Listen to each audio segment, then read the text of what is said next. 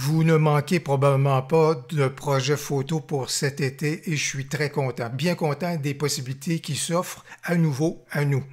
Aujourd'hui, je vous présente un projet de retouche photo, de photo composite et peut-être que ce projet-là, vous allez pouvoir le conserver à l'esprit. Ça va peut-être vous guider pour certaines situations photo au cours de l'été et éventuellement, vous pourrez peut-être faire ce type de création-là. Si ça vous intéresse, en tous les cas, voilà ce que je vous propose aujourd'hui. Si c'est la première fois que vous visionnez une de mes vidéos, bonjour, mon nom est Louis Lavoie, je suis l'auteur du blog et de la chaîne fairedelabellephoto.com. C'est une chaîne qui s'applique à partager avec vous des trucs, des conseils, des astuces de même que des découvertes afin que vous puissiez progresser dans le domaine de la photo. Si vous aimez des vidéos comme celle-ci, n'hésitez donc pas à cliquer sur j'aime, n'hésitez surtout pas à vous abonner et je vois que vous vous intéressez à la retouche photo, ça tombe bien, j'ai plusieurs vidéos sur le sujet. Alors, pour créer la photo composite d'aujourd'hui, je vais me tourner donc vers ce sujet-ci, vers cette fleur-ci. La façon que la fleur elle est prise, le traitement photo que j'ai fait pour celle-ci, je pense que ça se prête bien justement à l'exercice de duplication et de création de photos composites comme je vous l'ai donc présenté. Alors, j'ai donc besoin de me créer un canevas. Alors ici, dans On One Photo Raw, je vais aller me créer donc ce qu'on appelle une zone de travail. Ici, c'est fleurs. Par contre, je vais me tourner vers des pixels et je sais qu'au niveau de la dimension de la photo que je viens juste de vous montrer, celle-ci fait 6720 pixels donc de large et au niveau donc de la hauteur, on se retrouve avec 4480 pixels donc de haut. Alors, je vais donc créer ma zone de travail, mon canevas. Et mon canevas, j'ai donc besoin de lui appliquer une couleur donc d'arrière-plan. Et je vais donc choisir la couleur noire. Vous l'aurez bien deviné que c'est ce vers quoi on s'en va. Alors, mon canevas, il a été créé. Si jamais vous avez besoin, particulièrement pour les gens qui vont travailler avec Luminar ou un autre logiciel, même si vous avez des calques, si vous ne voyez pas comment vous créez un canevas ou une zone de travail comme je viens juste de le faire, je vous renvoie vers le haut à droite, vers un tutoriel dans lequel j'ai présenté une astuce justement pour vous permettre de vous créer donc un canevas, donc un arrière-plan pour accueillir vos calques. Je vais donc aller chercher ma photo d'origine. Je vais donc me créer mon canevas, pas mon canevas, mais mon premier calque. Et dans ce cas ici, ma photo, c'est celle-ci. Si jamais ça vous intéresse de voir comment j'ai réussi à obtenir ce rendu-là, vous allez retrouver encore une fois dans le haut à droite une vidéo sur le traitement et le processus de retouche de cette photo-ci. Alors, on va juste l'adapter dans ce cas ici. Alors, voilà donc mon premier calque de créer et je vous dirais que ce que je vais faire tout de suite, je vais aller immédiatement créer mon calque à partir donc dupliquer ce calque-ci. Alors, c'est donc ce que je vais faire. Et à partir de ce calque-ci, je ne changerai pas nécessairement le nom parce que je n'ai pas tant de calques que ça. Et puis, je pense que je vais être capable bien de remarquer lequel est lequel au niveau donc de mes fleurs. Et dans ce cas ici, je vais aller vers mon outil de transformation. Et je vais tout de suite transformer donc le deuxième calque. Je vais tout simplement flipper ou inverser donc ma fleur.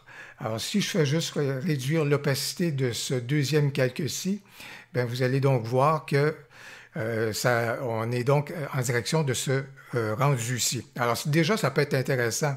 Et il y a peut-être des sujets qui vont bien se prêter justement juste au fait de dupliquer et juste de flipper, par exemple, ou encore là, ça peut être de haut en bas, ou encore de gauche à droite, comme je viens juste de le faire, mais juste le fait de dupliquer le sujet et de le transformer un tout petit peu, ça amène déjà des éléments qui sont fort intéressants.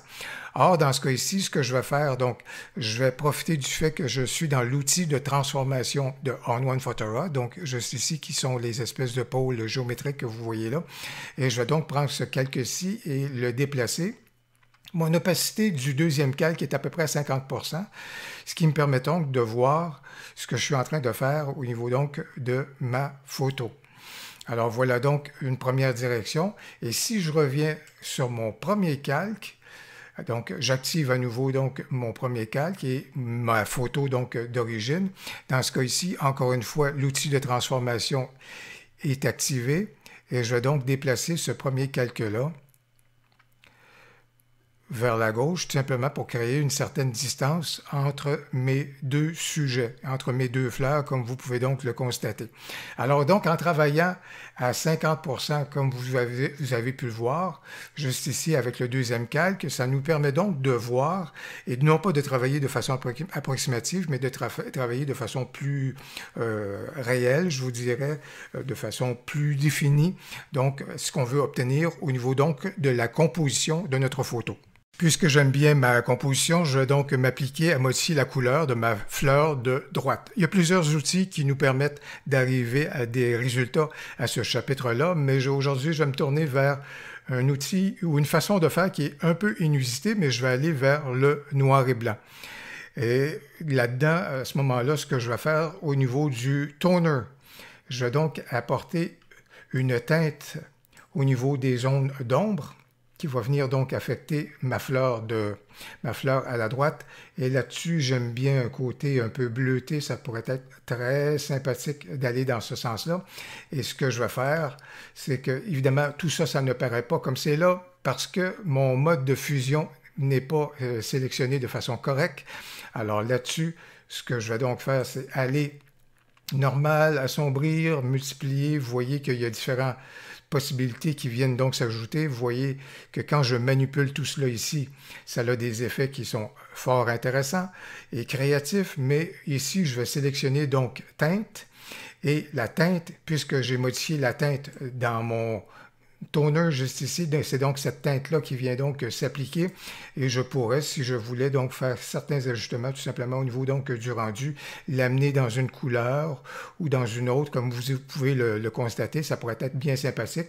Et dans ce cas-ci, je pense que je vais revenir à mon intention première, qui était une fleur qui était un tout petit peu bleutée à ce moment-là pour justement regarder tout cela. Ce que je pourrais faire par la suite, c'est fusionner, si vous voulez, les deux calques en question et faire certaines retouches juste ici pour éliminer certains éléments, certains artefacts peut-être qui resteraient en arrière-plan pour ne conserver que ce que j'aime bien juste ici, l'évocation juste là en dessous des fleurs. Ça, j'aime bien ça, mais je ferai probablement un peu de nettoyage dans la photo justement en fusionnant et en utilisant les outils donc en conséquence dans On1 Photo Raw. Alors voilà donc la photo composite qu'on a créée. J'espère que vous avez apprécié la démarche. Si c'est le cas, n'hésitez donc pas à cliquer sur j'aime et surtout n'hésitez pas à commenter. Au plaisir, à la prochaine.